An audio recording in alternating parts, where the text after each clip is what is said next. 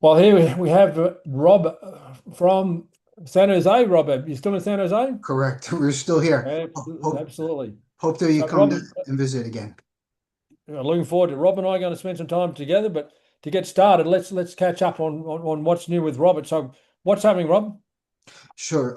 Ian, it's been a while since I've probably seen you in person, but um, when it relates towards physical preparation wise, for myself specifically, I've almost did like a totally 180 with taking a lot of strength training, meaning external load out of my training program for a while.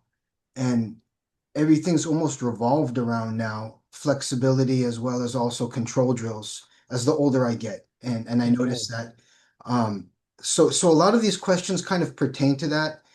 Some of it might pertain to some people that I might work with that I might try to extrapolate from. And so I'm sorry I didn't send the questions earlier. I just No, got no, busy. not at all. No, hey, listen, Rob, I never need preparation. My attitude is that we need to be able to help people in the moment, and we want to be tested in the moment. There's no need for prep. If you're an academic, you've got all the time in the world to write an article. God bless them. But in my world, the shit goes down. The things can go pear shaped in the moment. I've got to solve the problem, and I can boy some stories around that. But so I've got no problems. You go in the moment, and I find out what I do or don't know. Okay, But before I don't want to interrupt your introduction, but before you get into the questions, I do want to let our audience know a little bit more about you. But go, I didn't want to cut you in. for sure. And so if you're asking specifically about myself, um, I definitely been a fan of you, Ian, as well as also King Sports for quite some time. Uh, Well, give him a year. Give him a year. Go back. Give a number. so I would say probably the year of 2000 or 2000, 1999 was when 99 when to I first saw 2000. you Yeah.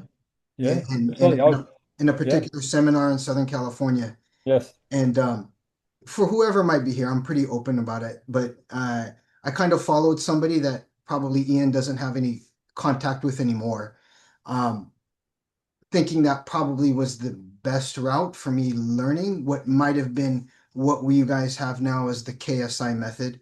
Um, Especially the video started coming out at first those couple of years. So I started being able to learn a lot on that. And at the time, what we considered to be strength and conditioning, that terminology now, um, where I live or where some of the people might be more acclimated to, everything was based off of strength training, or it was based off of that type of, let's say, everything revolves around certain types of football training and extrapolated to even fitness. So that's where my journey kind of started with Ian, and I kind of wanted to follow him because I heard that there was a guy out in Australia that had been able to make a living off of this. And so, and once again, there was also another very popular writer at the time who wrote for muscle magazines that actually I never realized how much Ian had an influence on him. So I used to follow a lot of that journal reading, and it kind of led me towards where I became as a trainer, a personal trainer in Southern California. Um, so for several years, I was that, and then I came back home to San Jose, California, and to try to really experience what Ian was talking about was totally different from what I actually experienced when I was thinking that I was following those methods. So I'm still journeying it right now, and I still know that I don't know.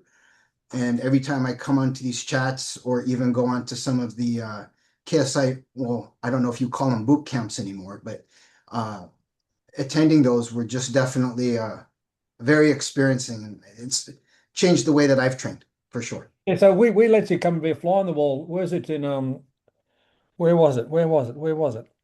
It I've was been in I've been to Park City, Utah twice, and then yes. I did also go. I was very lucky enough. I reached out at a time where I think I heard you were going to be coaching in LA for Yes. like certain higher your higher level coaches, and I Yes. just asked if I could be a shadow, and that was like probably 3 years ago.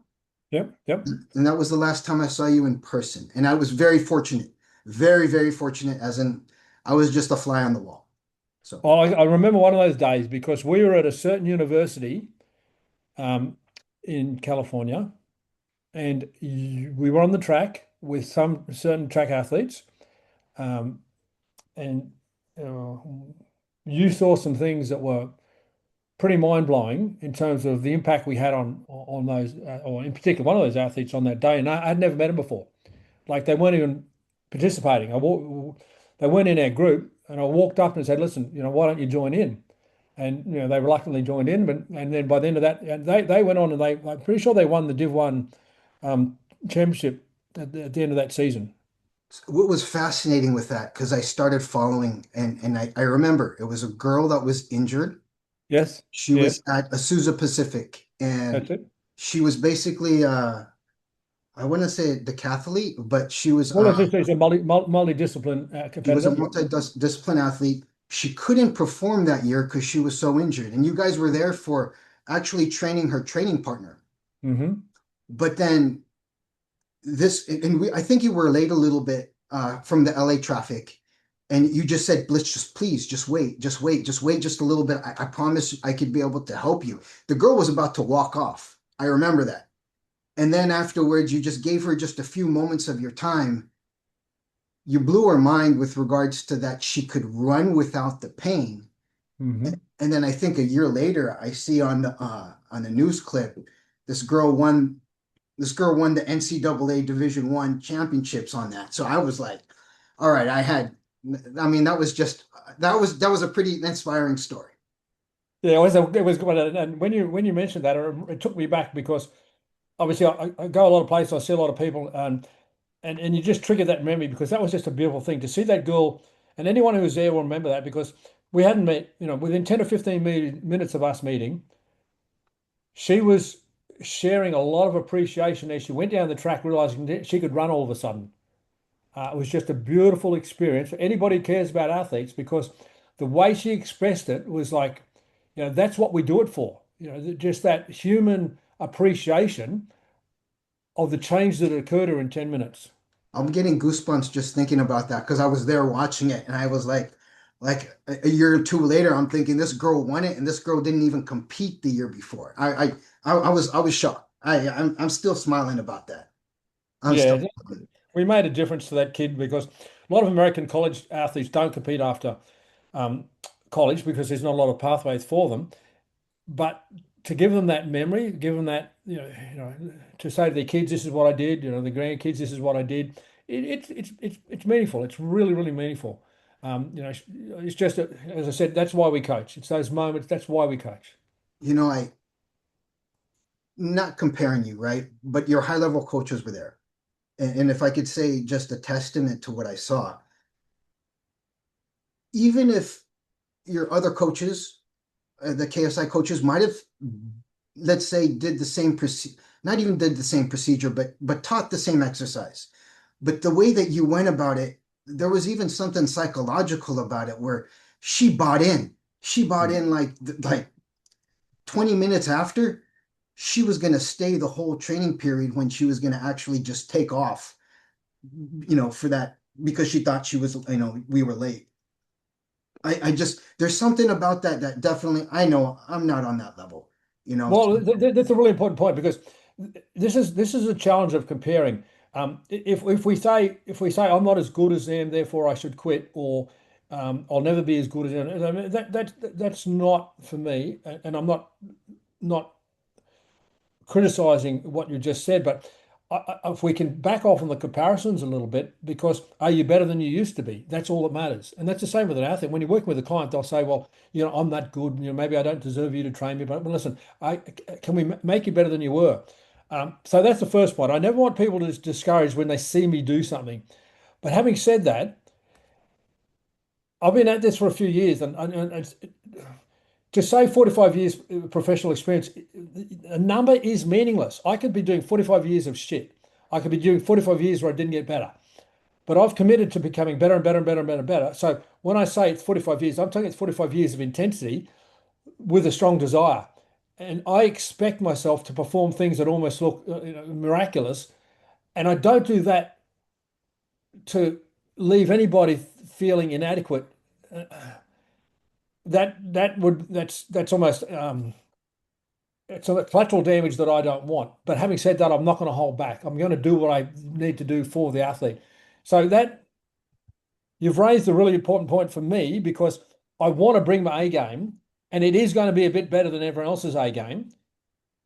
But that's what happens when you do what I've done, when you live it, when you immerse it, and you're committed, and that you focus on like it keeps me up at night wondering what I've got to do to help an athlete get better. And I'm thinking. I got a female athlete in a group of 20 that I'll be working with in the next few days, and I'm already been rehearsing what I'm going to say to her.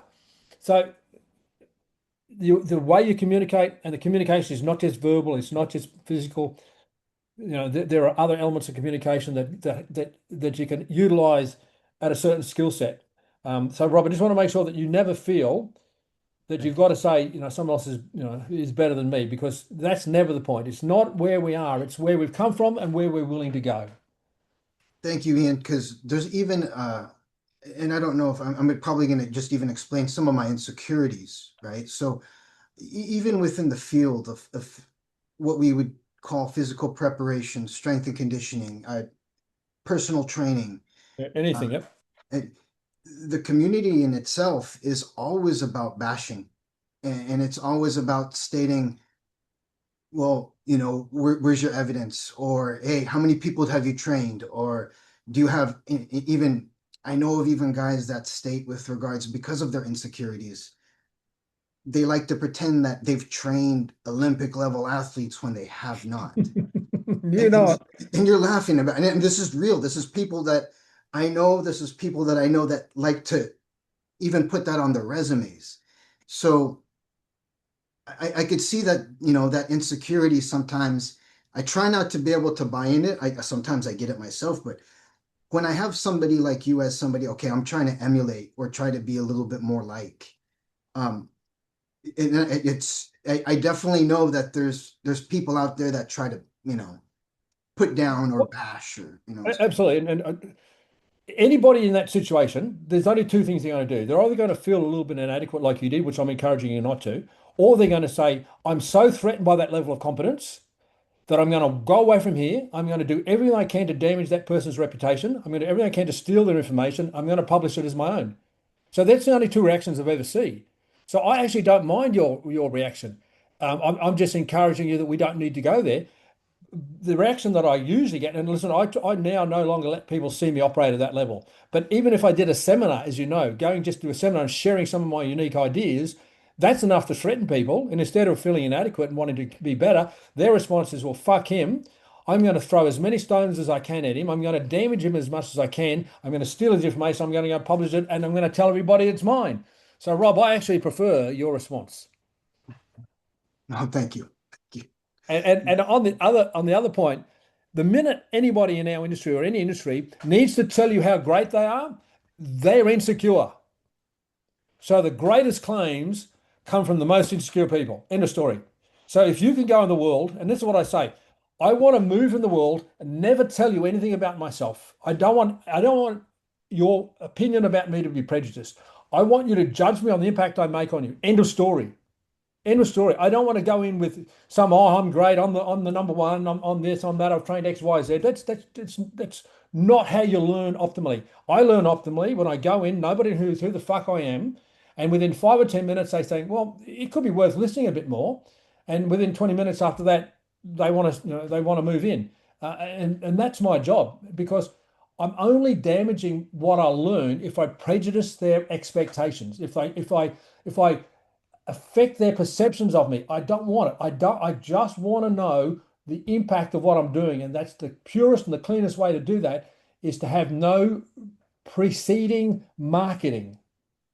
you. No, no, Ian, when you say that, like, I'm I'm trying to be more like that, where I don't want the client to tell me what I want to hear. I want to know if it's actually working or if it's not. Absolutely. That's And the a lot of biggest the time, problem. and a lot of the times, sometimes it doesn't work. Yeah, And makes two of us. and I got to be able to go back to the review board to say, okay, what did we do? Is, I'm so probably somebody who's much more inexperienced, or somebody who's not at your level quite yet. How often did you go back and assess when it was you were starting out back in the Well, 80s. you don't have to go backwards. I fail every day. I fail every day. The only difference is that I can recoup quicker and I have other options.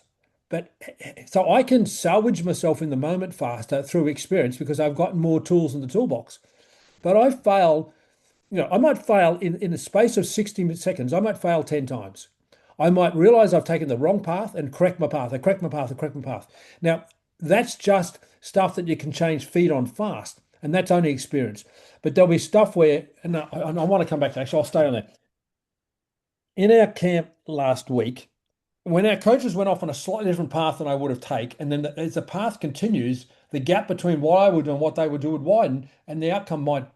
But they've got to learn that. They've actually got to learn that. I can't tell them that. They've actually got to fail, and fail is a subjective word because I could take my path and I could come up with a equally unsuccessful outcome. But the bottom line is, I can't learn for you, and there's only so much I can tell you. You've got to. What we do is we do a bit of failing in the company of in a supportive environment. That's the next step. But even though I might be able to salvage quicker than you might, I'm still perplexed and I'm still stumped by cases on a daily basis. I have stuff that I don't know. And you know how I solve that quickly? I get on the phone, I get on the email, I do what I can. I get opinions from colleagues. And I'm talking about um, aligned professionals. I'm endlessly seeking opinions from others to solve problems that I can't solve.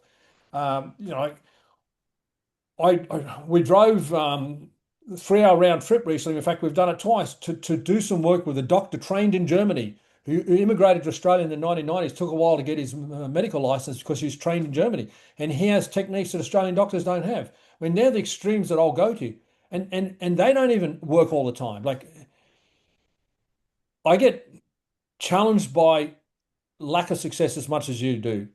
I think maybe the only difference is I get over it a bit quicker, and I'm very determined to keep going. But believe me, I get baffled, and developing even some of the techniques that I've shared with the world, some of the theories I've shared with the world, they've baffled me for up to a decade before I feel comfortable for sharing them.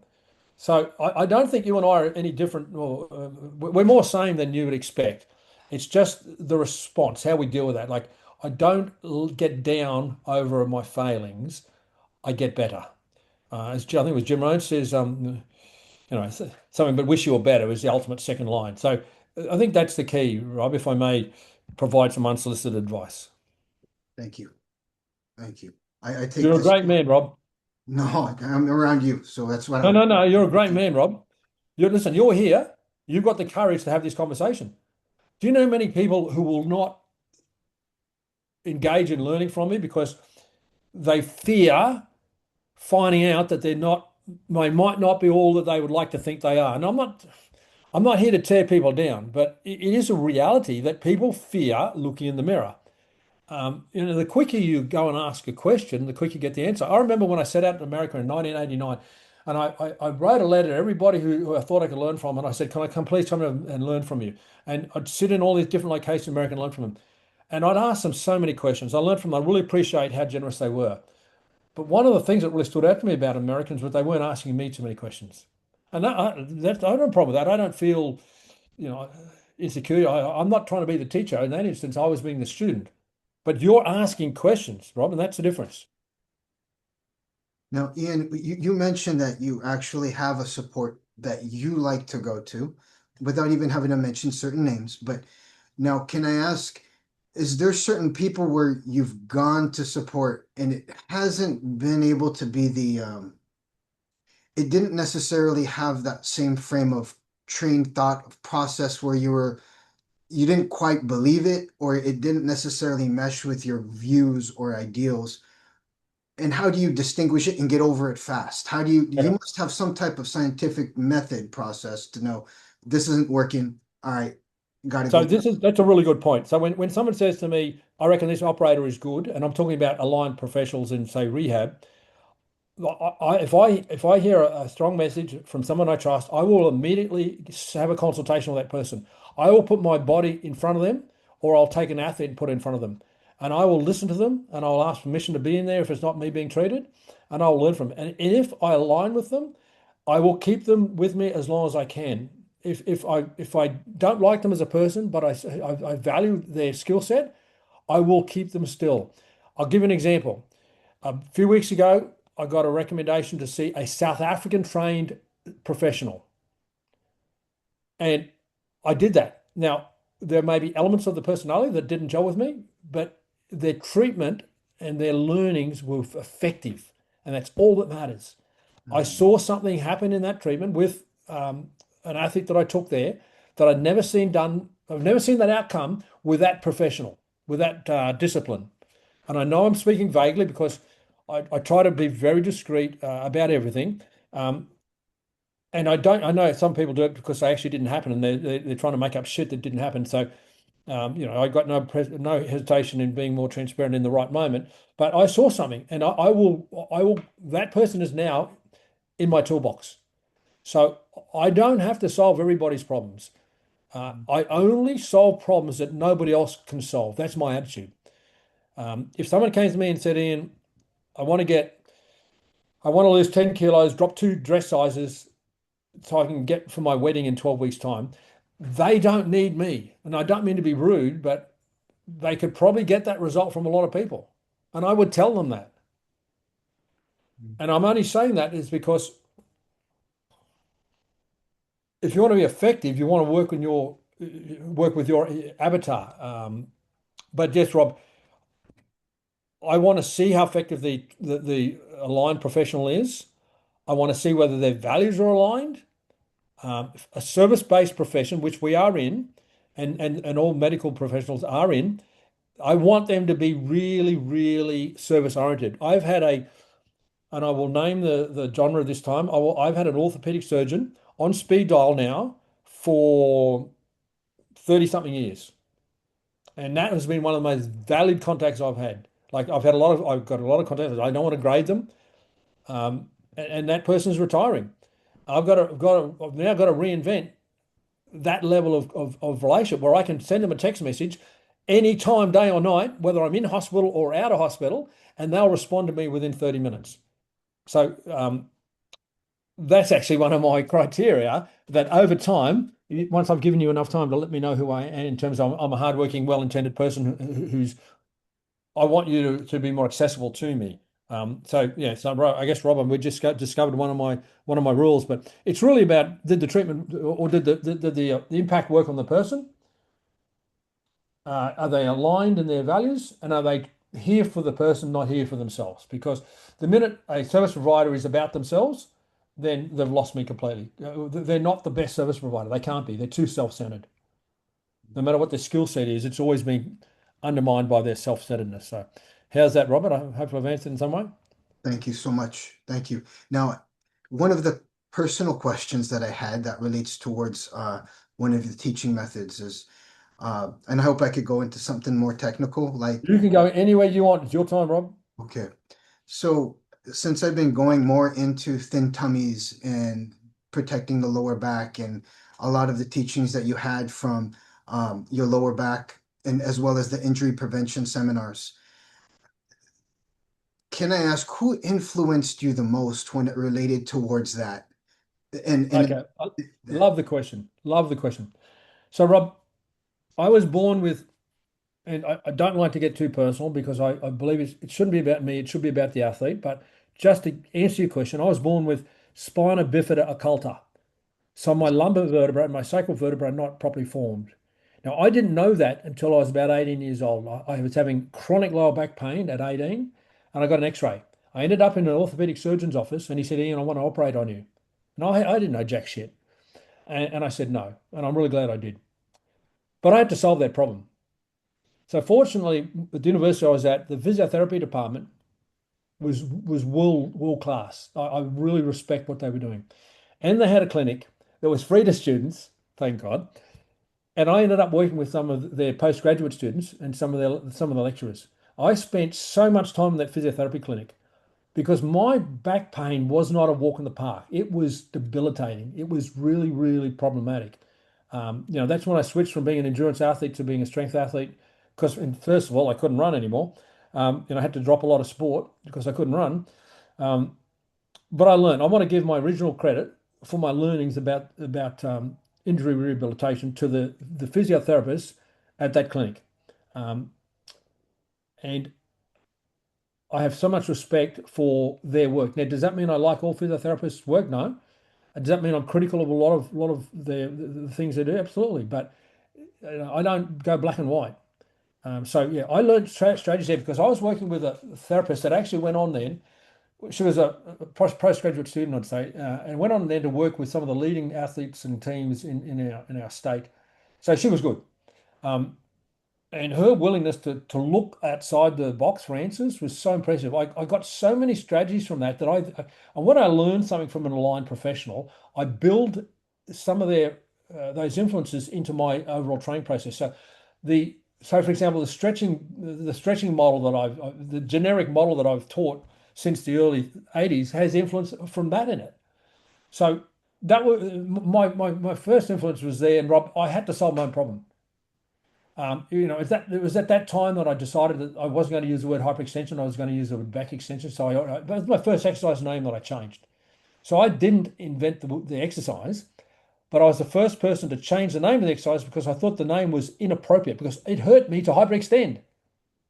And hyperextension, even in an asymptomatic person, is problematic. It increases the risk. So I changed that name. I learned from trial and error that if I followed the dominant model of you can do abdominals at the end, that it wasn't getting me out of the hole because I battled with that back injury for years. So I had to come up with training strategies to solve my own problem. So a lot of lessons. First of all, solve your own problem. No one's going to heal you like you heal yourself, and I teach that extensively. And it's in the Legacy series again. But the strategies I implemented were personal. And that was just the first significant injury I had. And that's, I guess, a little bit more. I get a bit pissed off when I see people implementing my strategies that I taught them and claiming them theirs because it's personal. Like I saw one bloke.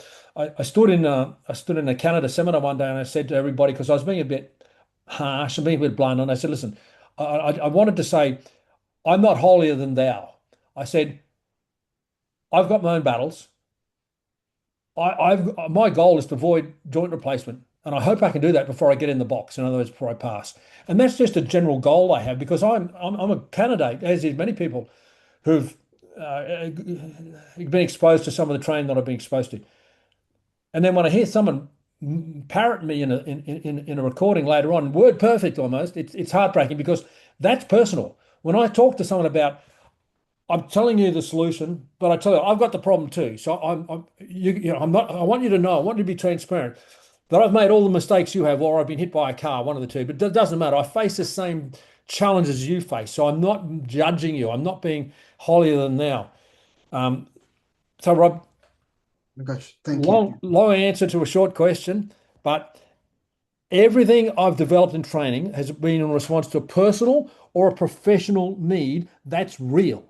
And therefore, what I've come up with has been important, incredibly important, because I treat everybody as I would myself, and I had to get an effective solution. Now that doesn't mean that one solution suits all. That's not the idea. But some of the strategies and the general principles I developed, and that's another thing that pisses me off about people who innovate for the sake of innovating. There are so many fucking innovations in the world because someone decided they wanted to be an innovator. I didn't want to be an innovator. I just wanted to overcome problems. I wanted to find solutions, which is what how paradigms are formed. When the existing solution is no longer solving someone's problems or meeting their needs, we need a new one. And I came up with so many new ones, not because I wanted to be a smart ass, but because I wanted to walk, I wanted to live pain free, I wanted to be an athlete, and the athlete saw what I was doing and said, Ian, we really like your commitment to overcoming injuries and to training, your discipline. Can we spend some more time with you? Because I think you could help me in my sport. And that's how it happened. Um, it was a pretty organic back to front sort of outcome because nobody was training athletes in my time. And now we have young people coming through the industry looking at me saying, well, I'll go out and tell people I'm going to train athletes. Well, like you'll only attract who you are. Like let's get real. Organic and sustainable. Whoever you are, you will attract. And what I was when I started out my undergraduate degree was a chronically injured person who loved to train and spent more time training than he did going to class with incredible discipline around lifestyle and training. And that's why I attracted Olympic level athletes. And I'm not using the word Olympic level the way the bullshitters use them, because you and I know they don't actually never met one. but I've been swimming in the fuckers for 45 years. Like I walk down the street and someone will I'll meet an Olympian, and that's just an attraction. You know, call it the law of attraction, call it anything you want, but that's just me. That's my path. It's not everyone else's path.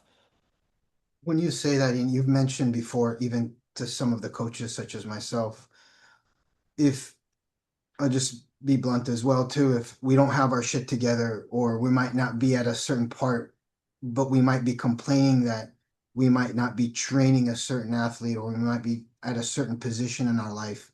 You did mention to us one time, like, okay, then change the person who you are if that's the group that you, and that's hard. I Oh, noticed that it is. It even with is. myself, that's hard. Like I'm once again, I don't want to be comparing, but yet at the same time, I'm like, I'm hopefully emulating to go somewhere that if I'm not that there yet, I got to be able to have some type of model in. And I realized my first is, yeah, I might not get my shit together enough to be able to do or work with that particular person, or I'm attracting what I'm attracting based off of who I am now. And that sometimes is hard too, because I got to be able to change something about myself. Sometimes I don't know what it is. Yes. Well, let's talk about two things that are hard. First of all, personal development is harder work than professional development. It is what it is. The second point I'm going to make about this is that too many people put an image in the mind of who they want to train and try to be that person, and it's probably never going to happen. Like you and I know somebody who wrote to me in their resume in 1999 and saying, "Here's my resume. I want to train with elite athletes and teams." They even applied to work at the Institute of Sport in their home country. They got failed at. They've never worked with an elite athlete in their life, but that was their initial vision. This is what I'm going to do. Well, actually, no. If you lack discipline, if I go into your fridge and you're eating out more than you're eating in, and your quality of food selection is not real good, what athlete are you going to attract? Like there are so many elements about ourselves that and the bottom line is we don't all have to train elite athletes. Like really, there's so many disciplines or subsectors that, like if you're training people who have got some sort of physical or mental challenge, you're of more value in my opinion, to society than somebody who trains, the best athletes in the world.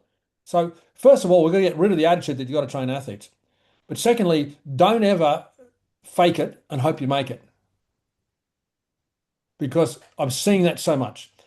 Because I've been watching this industry for 45 years, and young people have come to me and showed me their resumes. I said, "This is my goal, Ian. I really want to train elite athletes like you." Oh, great! And I got to be temperate with some, not to being mean or determine their future. But I've seen it unfold. And the one person that you and I have know is a great example of that. Their original goal was to train elite athletes, and they couldn't even get a client until they followed my advice and opened up the local gym in the corner. Because anybody walks past the local gym in the corner will say it's convenient for me to go in there. That's the only way they were going to get clients, clients of convenience, because they were not a person that was going to attract clients who had to travel or make an effort to go and see them, let alone elite athletes. So yeah, Rob, it's hard, but it's only harder if you don't select a clear path to that outcome. Does that make sense? I'm not trying to shut you down on or limit your potential, because it should never be for someone else to limit what another person can or should aim for. But I have seen in others, I'm not saying you, I've seen in others characteristics of their personality that were never going to attract elite athletes, because I know elite athletes. I didn't originally. And when I started attracting them, I thought I need to understand better so I can understand the common characteristics of what is an elite athlete. So I can see who's going to go the distance with me earlier. So I know what to look for. I know the individual traits to look for in a human now, and I see them pretty quickly. And so I've got a better skill set of some of these people that come through our early stages of our program before they go off and become the teacher. And I say that with a tongue in cheek and inverted commas. They're deluded. They're faking it and hope they're going to make it. And that's a path that I'm not endorsing. Again, I apologize for the long answer. Thank you. It's reality. Now, I'm going to kind of go back a little bit into that thin tummy exercise.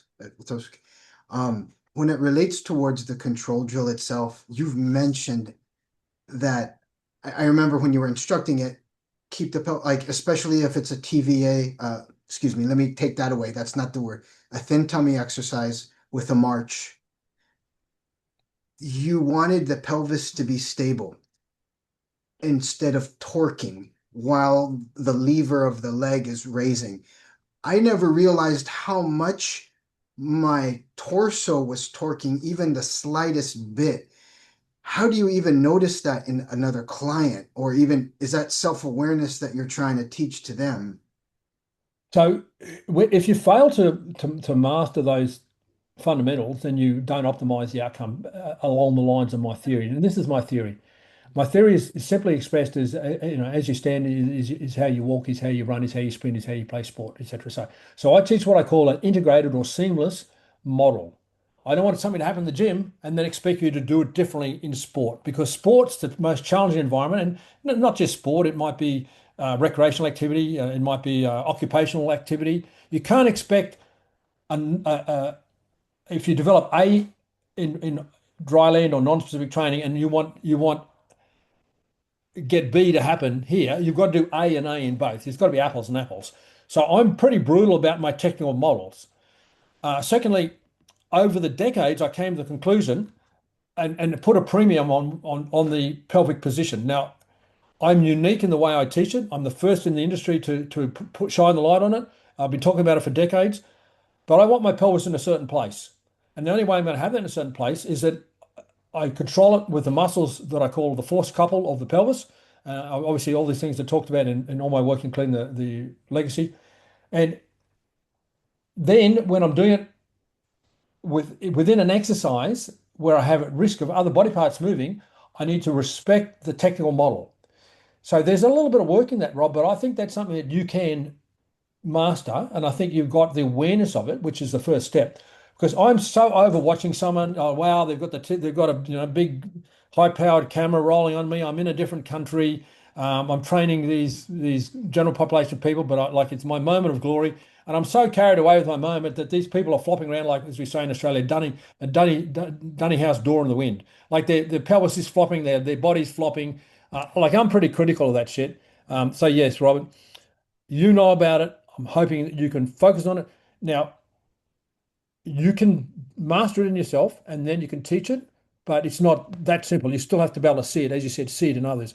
So the coaching eye, and obviously coaching is not the value of coaching is diminished in the internet age. Like that would be more likely exposed to a multi-choice question than would we are to being put in a position where a supervisor or an assessor is looking at whether we can see something in someone else. But the practitioners of the early era, like the Charlie Francis of the world, their skill set was in seeing shit happen at a high speed, and that's where you can get to. So I'm very optimistic that you can get that awareness. So it's not just being able to see it, but it's having the brain space to be willing to focus on that instead of worrying about what they did on the weekend or what the color of their clothing was. Like I guess I keep my hard drive emptier because I don't worry about the shit that most people worry about. I'm really focused on the exercise. I don't really care what I look like, what I wear, whether my hair is nice, whether my color shirt's tucked in away. All I'm saying is, if you can empty your mind and focus on the things that matters and focus less on the things that don't matter, you probably have a faster learning rate. But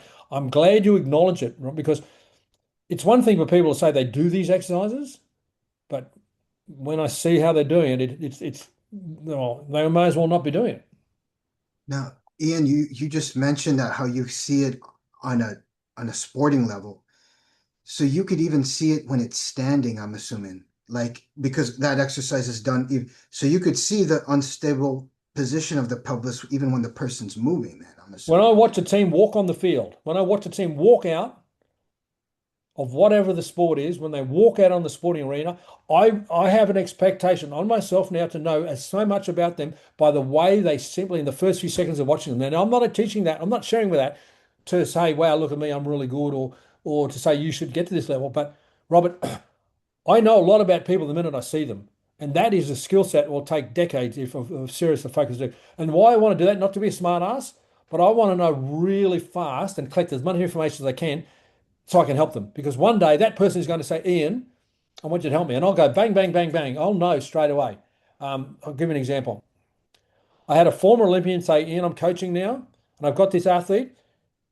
He could be the thing. He could be, the next greatest thing. But the X, Y, and Z is happening in his race, and I went bang, bang, bang, bang. I know exactly what's going on, and that's not from seeing him. That's just having a bigger database to draw from. But the same thing with seeing the body sends a lot of messages, and the body can't fake it. The body, the only people fake it is the people manipulating the mind. The body doesn't fake it. The body doesn't lie, is one of my preferred sayings. The body does not lie. And so when I see something in the body, I'll know straight away that they may have a challenge with that. So I'll see their pelvic position as they walk out of walk out of the locker room. I'll know where their challenges lie before they even get out. I'll know what their strengths and weaknesses are in sport. I'll know what their injury history is. I'll know what their propensity to be rehabilitated in injury because of their current situation. So yes, Robert, um, and I'll say it again. I do that to be able to help them because if I collect data on people, one day someone of them will going to say, "Ian, help me," and I'll be so far advanced and be able to help them. And it also helps me develop my theories because I work on hypotheses. I make a hypothesis. I say I think person X has got this, and I think Y is going to happen, and I predict it'll happen in a certain period of time. And then I watch their sporting career to see whether they unfold, and that refers to not only musculoskeletal conditions. It might refer to their recovery levels. It might refer to their mindset. Like there's so many variables that I want to be able to see quickly, Rob. So yes, we're really talking at a level that it is at risk of making you feel inadequate again, and I don't want it to be the case, but I'm sharing it simply because it opens up the possibilities of what humans can do. And listen, I'm in awe of humans who can just see the micro movements of humans' facial expressions and tell you what card they're holding. Like it's insane what humans can read in others, and that's a skill that we can all develop. And I just do that in relation to sporting performance. Now, Ian, you mentioned with regards to indicators right there when you said uh, recovery. You started. So I'll just backtrack a little bit to myself right now, where I don't want to overdo what I do when it relates towards even my stretching. Um, I believe from the perspective of what I've been doing, as well as also from your guidance before that, with at least flexibility training within reason doesn't have as much of a negative impact in relationship to even the sport training or the skill training that could potentially occur neurologically or metabolically. Now, how do you know though it might be too much, or what can I ask are your indicators that you're looking at to be able to say, okay, this is what I'm looking for, and it is it soreness, is it is it mental fatigue, is it you know Yep. So the good thing, Rob, is that you're aware of the risk of overtraining is subtle. And the risk of overtraining can be complex. It might be you held it for too long. And because you held it too long, it aggravated the joint. It might be that we fatigued them and therefore um, it affected their recovery a week later. So I'm always questioning as a coach, every time I give someone to do something, I'm always asking myself, either in the program design phase or preferably in the supervised phase, which obviously we don't necessarily want to supervise everybody. And I can't supervise athletes around the world when I'm in one location only. But what I'm saying is I'm always asking myself, is this optimal? Is the volume, the intensity, the duration, the stimulus optimal? And so that's a question that never goes away. Because if we mess it up, and we mess it up, like we want to get as close to accurate as possible. And that's the challenge with training, Rob, because that's why I guess people want to have, these templates or these X equals Y. But that's not how the body operates. Like you are not the average of the 23 people in the scientific study done over a 12-week period at university with university age students who didn't actually play the sport. You are not their average. Nobody is their average. So the relevance of that conclusion is, well, limited. But you will rely on your experience. When you did X to a person, Y happened. So you have to draw. I'll give you an example. I brought in a masseur one year in the lead up into a Olympic selection event. And the masseur, or we'll go back a step. The athlete qualified for the finals in eighth lane, and that's not good emotionally, psychologically. Like nothing good about qualifying in lane eight for the one race where you've got to be top two to even go to the Olympics. Um, and that was because in hindsight, I realized the masseur fatigued them, flattened them by the style of massage used. Now that was my responsibility. but I learned so much from it. So you could say, well, I didn't do it, but I learned from it. I'll give you another example. I hired another masseur, and when I say hire masseurs, sometimes I just need help. So I had another masseur who was giving an athlete a rubbed him for too long without enough oil, and he was a hairy male. He got a skin infection and missed a test that weekend. Cost him, I don't know, 10 to 40 grand in appearance money, um, and risked his position. Like no athlete wants to give up their jersey, give up their spot, simply because the masseur rubbed too long or didn't use enough oil.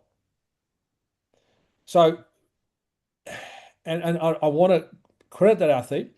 We are still incredibly close. He never blamed us for that situation. He was such a good human being. I knew his father. I've worked with his kids. And you want that sort of relationship with people to make up for the mistakes because that was a pretty bad mistake. And there's no other way to describe it. It was a terrible mistake. But I'm only telling you those stories to reinforce that everything we do with somebody is a stimulus that we've got to ask ourselves the question, is it optimal length, duration, intensity, volume, everything, the type of stimulus. And so it's better, if in doubt, what's my saying? If in doubt, Do less do or don't do less. it all. Do less. No, don't do it at all. Absolutely. Because the downsides of not doing it are far better, like even if you should have done it, than making the error.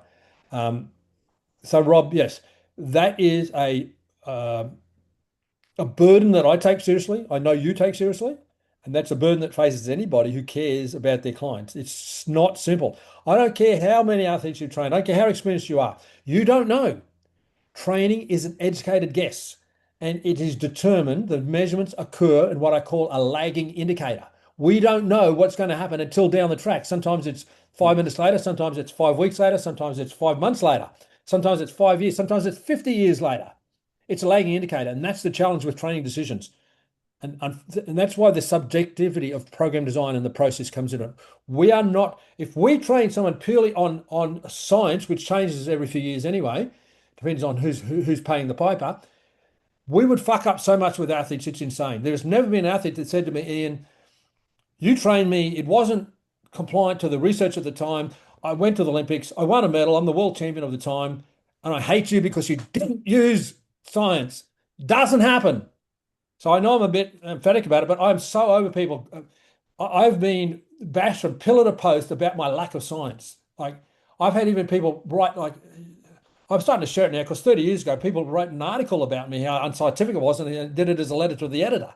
Like I've been preferably fucked up to you know where by people who've used that as a loophole for virtue signaling. But Robert, the only way we can truly serve somebody is apply all our knowledge, which may include some science, with our experience that when we did X, Y, and Z with that person, this was what happened. And definitely taking the modalities one step at a time because too much could definitely. So much so. Okay. And listen, I almost put a disclaimer out there every time I do something. Someone listen, I'm not sure. So please help me. If you've got an idea, tell me. I'm going to do what I think's best. But if you've got a different thought, let me know as soon as possible. That's my collaborative approach to training. I'll tell people up front, I'm making an educated guess. Like I don't want to say it in a way that scares the shit out of them and thinks I've got no idea. So we've got to be careful about that. But you've got to be honest at the same time. And that's what I like when I'm working with other professionals, including surgeons, when they say, listen, if a professional says to me, I don't know, they've won me. They've got my support. Because anybody says, I know what's going to happen is a bullshitter. And anybody who believes that they know the outcome from any stimulus in training in advance is either bullshitting or deluded. And, I probably shouldn't be so reactive to all the negativity I've got around my lack of science. I'm happy to read every scientific paper you want to put on the table in front of me. Am I going to follow it? Not necessarily, because it's not enough. And I care more for the athlete and the school board than I do for compliance and conformity. So, Robert, build your database with that person. And guess what? Tomorrow they're a day older. So you still got to take your own conclusions with a grain of salt. Now, fortunately, it's not that fast. We can work with categories of ages, as general age groups, we tend to deteriorate our recovery capacity, etc. And we change things up. I've put Olympians on the table simply by halving the workload. And if I didn't do that, they wouldn't have gone to the Olympics. So every variable matters, and every variable is subject to review. Thank you, But Ian. back yourself, Robert. Back yourself to learn the answer. And people teach me. I tell them, and I've written about it endlessly. I learn from the athlete. I don't know the answer. But when I apply a stimulus based on my educated guess combined with their educated guess, and we sit back and we watch the outcome, what was the outcome of that decision? And we learn from it. We're learning from it. Every single decision we make, we're learning from it.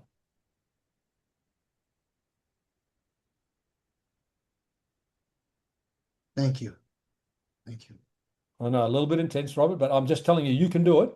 But there's no magic bullet. It's just a process. It's a formula that I've given you, but it is a process. And no human should come up with a different conclusion. When I did this last time, this happened. Therefore, I think I've got reasonable grounds to go ahead with that, or I had adaptation. If we undertrain, Robert, which is the goal of week 1 and week 2, etc., if we undertrain, we'll actually get a training effect, and then we can confidently expand our training load. If we overtrain in any variable whatsoever, any way whatsoever, we actually have to pull back and retract and clean up the mess we've made. And everybody's got joint pain or some sort of pain. It's so easy to make a mess. So undertrain, but with full disclosure, and then they see their work capacity. I mean, the humility of doing it. I've trained with so many people. I was training with this lifter once who had been ranked in the top 3 in the IPF back in the day in the International Powerlifting Federation. So they were a good lifter, and they were really astute about having some low intensity weeks. And that was, when you implement sometimes low intensity with people who are a bit emotionally attached to their training, they just don't understand it. So, you know, sharing your thoughts is not a walk in the park. But having said that, you want to collaborate with people who want to collaborate with you. If people are too hard and they don't trust you, your collaboration with them, find someone else to collaborate with. Understood. There's so many, there's a couple other people that you just reminded me of that related towards this, what you just mentioned. And I just had to let them go. I get it. I do the same, and I'm not saying like, the earlier we're in our career, if they've got a heartbeat and a credit card, we want to initially work with them. But as you progress, you get to know, whether people are worth working with. And I've let go of a lot of athletes, and some have made a mistake in doing so, and some of it's been a good decision doing so. But um, at the end of the day, we do want to find people who are our people, who are good to work with. We enjoy working with them. If they're hard work, Now, Ian, have you ever I had, don't want to bore you with so many athletes that I've had this conversation with, but at the end of the day, we have a right to collaborate. have you had experiences, of course, I know that you've had, or can you share upon um, where you just probably had this guess where little would be way more effective, but it kind of scared them off, and they might have just said, "Is this it?" When in actuality, they never really saw or felt that Yeah, effectiveness. and Rob, that's really a people management decision then, because at the end of the day, you've got to find out where people are at, and you've got to know where you're at, and you've got to ask yourself if the gaps apart, you either piss them off by not giving them what they want, or you give them what they want And they get and tell worse. them and tell them that you don't agree with it, or you compromise. So there's a lot of choices around there, but this is where training goes far beyond sets and reps, Rob. This is the communication component. This is the negotiation. This is the influence component of training. I will spend more time negotiating, talking with somebody. I call it shooting the breeze, but we're really getting to know each other and sharing values and I mean, as part of the training design process, then I will teach them how to do it. Because the minute we make that decision, I'm kind of like I'm not locked in, but I'm set on my path. So I really want to understand before I make the decision. And my starting point is zero. Okay, what do you want to do? What do you want to achieve? How do you think we should get there? And people will say, well, come on in, you're the expert. Not everybody, but sometimes, no. I might know some stuff, but I need to know what you think first. Show me yours and I'll show you mine, is the game we're playing. So yeah, Rob, you can't be in the early stages too dogmatic, and I think this affects a lot of young trainers. When I say young, people who might not be as experienced in the negotiation phase, is that I'm happy to have some compromise. I'll give you an example. I might be in the middle of a training session with an athlete. It's happened so many times. I say, listen, what do you reckon? Do you reckon we should do one more set? And I've already got an opinion. And I'll look at them and they'll say, yeah, I think I should. And if I strongly think they don't, if I strongly think, I say, well, I'm not sure. I'm not sure. Or I might even say, no, no, we're not doing it. But at the same time, I say, well, maybe they know something I don't. I'm willing to give that a go. It comes down to risk. Like if they're not going to die in the experiment, then if they're not going to miss a competition, not getting an injury, then I'm happy to take the risk. So when you're working with general prop, um, you could probably be a little bit more lenient around that, but you need to be clear about what you think will be the best outcome. And when you do compromise, you need them to let them know that without wanting to be righteous, this is how you feel about it. But if the compromise is beyond your moral compass, then they might not be looking for you. If a person is telling you how to train completely, then they probably don't need a coach. So you're holding their hand. But so the question comes back to, is it your negotiation skills or is it truly just a gap in expectations?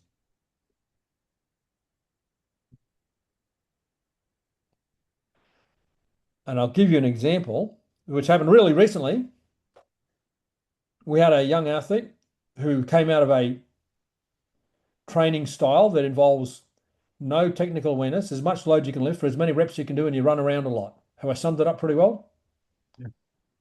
So that was a training modality that they've come out of. And now we know what the lifts they're doing. And so one of my high-level coaches wrote a program and denied them doing their Olympic lifts because they didn't think it was appropriate. And I had to say, listen, you're making a lot of changes here, and you want to make them go cold turkey on Olympic lifts as well, because that's been the core of their existence for a couple of years. So you've got to be willing to give the dog a bone. So I'll give you an example. A lot of people like hurting themselves in training. Like they want to walk out of the gym and they can barely walk down the stairs. They might want to vomit. They want to hurt. So I say, okay, I give you a bit of that, but I'll do it with my limping program, not the way they were doing it. So I'm not taking risks with their joints. I'm just giving them that feeling. So I can give you what you want. I'll just do it through my way. So you've got to find ways to compromise that keep more people aligned with you for longer. Because you can't expect someone on day one to totally trust you and totally align with you. You might have to compromise initially, but you can still get the outcomes that they're seeking without taking the risks that they think that are appropriate. That's a complex response now. Huge. Thank you. That was big. Yeah, it's a pretty deep discussion and might be too much for some low-level coaches or some coaches whose cup is full. But as a person, as you are, who's a student, I'm confident you'll reflect on this recording for weeks and months to come. Ian, can I ask one more question? Robert, because it's you. Only because it's you, Robert. If it was anybody else, no, but because it's you. I appreciate that, Ian. So, going to your technical model of stretching, and this is just an example, and I hope that you can enlighten me a little bit more here. But when it relates towards a lower back rotational stretch where you're on the floor, you're lying sideways, you have your knee pulled over, and then you start Yep, rotating your spine and yep, chest the yep, opposite way. yep. In comparison to where you're doing where you're doing exactly the same outcome of the stretch, but you're rotating now from yourself supine and you're pulling the hip over. Can you get two different types of stretches, even if it looks the same, based off of, or can I ask, are you programming certain types of stretches with different outcomes? Absolutely. Absolutely. Now, the level of depth of knowledge that needed to individualize flexibility programs is so almost redundant in the world because people can't even write an individualized strength program, let alone individualized, and that's the most popular topic. But yes, so Robert, it'd be like saying, is a lat pull down and the chin up the same? Do you get the same outcome? It's your lats working, but different outcome. But different outcome. And it's not just load, there's other variables. So this is exactly the same. So I'm assuming you're talking about a position where Oh, you're asking me if I rotate my trunk or I rotate my hip, is the outcome different? uh, Yes. So the outcome will be the same as in what it looks like, but it could be a totally outcome different of how the stretch occurs or Yes, feels. yes. And it would be more of a contrast if you said doing that seated versus lying, because that's another discussion in itself. But if you're talking about and this is no different than strengthening. Let's apply that to strengthening. You can rotate the legs, you can rotate the lower extremities and the pelvis and that, or you can rotate the trunk. And so it's a similar movement, but it is a different enough training stimulus. It is a different outcome. Okay. I guess I'm gonna have to experiment with myself of if then why and Well, explore it. exactly. And a lot of my exercise innovations have come from me doing it and then saying this is a variation. I think I'd like to see how other people respond. And so when I'm taking a training session, I say, hey, try this. So I almost remember the day where I taught my hand underneath in the lie on your stomach glute stretch, and I brought my hand underneath and brought my shoulder down. And I remember almost to the day. I know the group of athletes I introduced that with because we used to stretch a lot, massive hours of stretching together.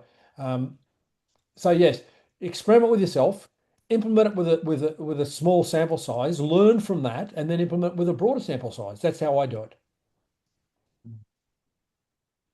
Small, then try to implement. Okay. Myself, small, and then large. Yep.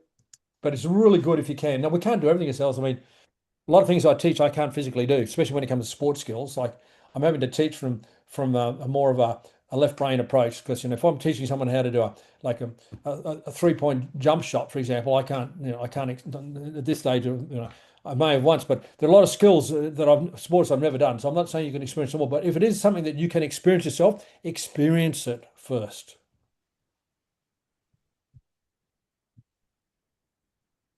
Thank you.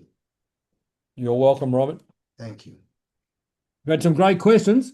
Um, we've had a few people hang around with us and might have something to add or throw in. Is that okay if we open the floor, Rob? Of course. Of course.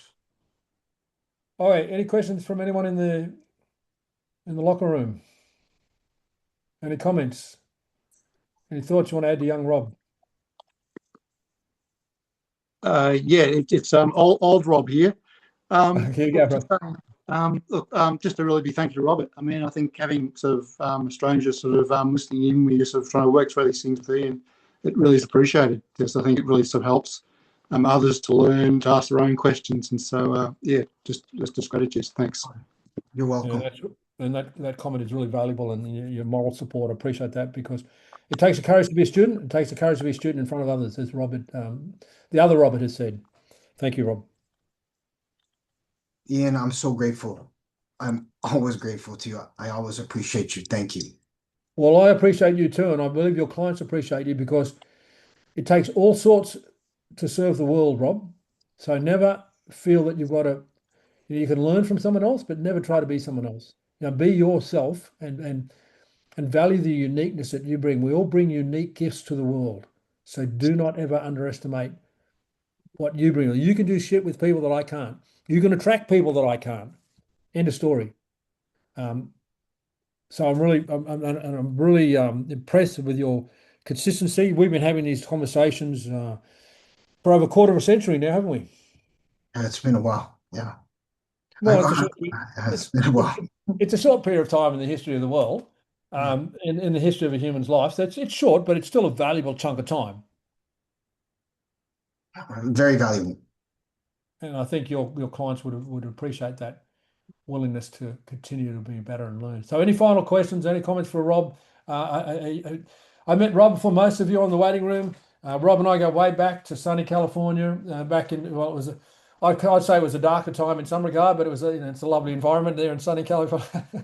Rob knows what I'm talking about. Hey Rob, I just want to thank you for bringing all the questions to the table. And we are all on different stages of our journey, and you go at your pace that you want to, but you can definitely get there if you keep going. So I want to thank you again because I've learned a lot from just hearing your questions, and there's a lot of reflections on it. So I really appreciate that. Thank you. Hey, you guys inspire me. I hear about your guys' names sometimes too. So you guys inspire me. Thank you. There you go. Some of you may have been in California with Rob that time. I can't remember. Okay. In the wrap, any other further questions or comments? So just, and I don't want to leave on this message, but I'm going to say Rob, one of Rob's moments was he was a model in certain photographs, and you don't want to go there, but that image is stuck in my mind, and he knows what I'm talking about. And unfortunately, that's still floating around the ether, although it shouldn't be, considering that there was not a lot of originality in the claim copyright. But that's another story. So now Rob's experienced a lot in life. He's seen different sides of human beings, and I think that's good for helping, that you become more aware of what humans are capable of rather than being shocked by it. So we need to be, as I think it was Albert Schweitzer credited with saying, I'm optimistic about what humans can do, but I'm also realistic about what some of them choose to do. Okay, well, we'll wrap it at that. Thanks everybody for being in the waiting room, and we appreciate Rob for bringing the questions to the table, and I appreciate Rob for being a supporter of KSI for over a quarter of a century, and look forward to our continued relationship. Thank you, Ian. Thank you. Bye-bye. Thank you.